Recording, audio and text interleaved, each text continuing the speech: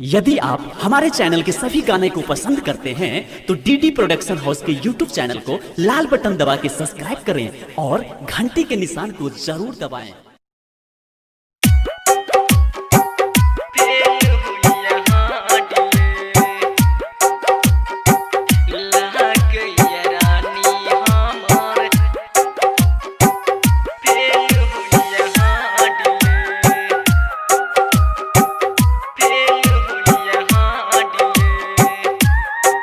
Presented by DD Production House, Sakri।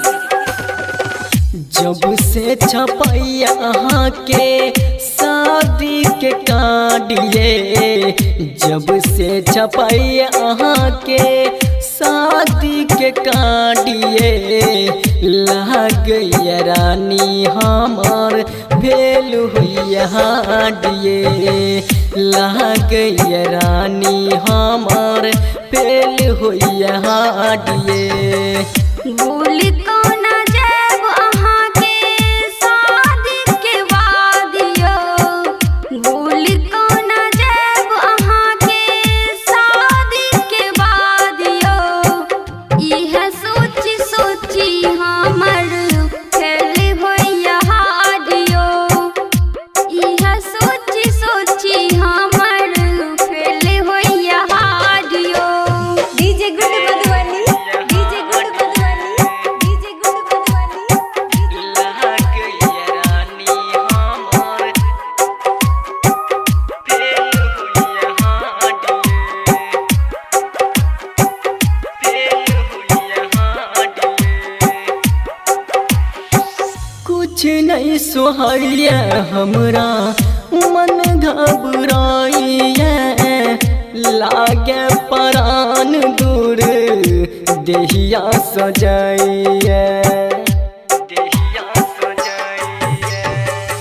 जेना जेना शादी वाला दिन लक्ष्य आइए, कुछ नहीं सोहाइए हमरा मन छटपटाइए।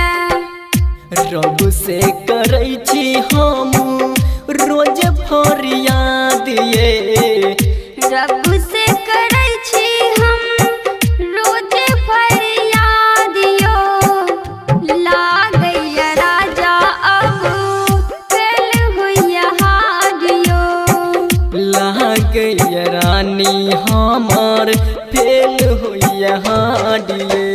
DJ good Madhubani, DJ good Madhubani, DJ good Madhubani. लग गई रानी हमार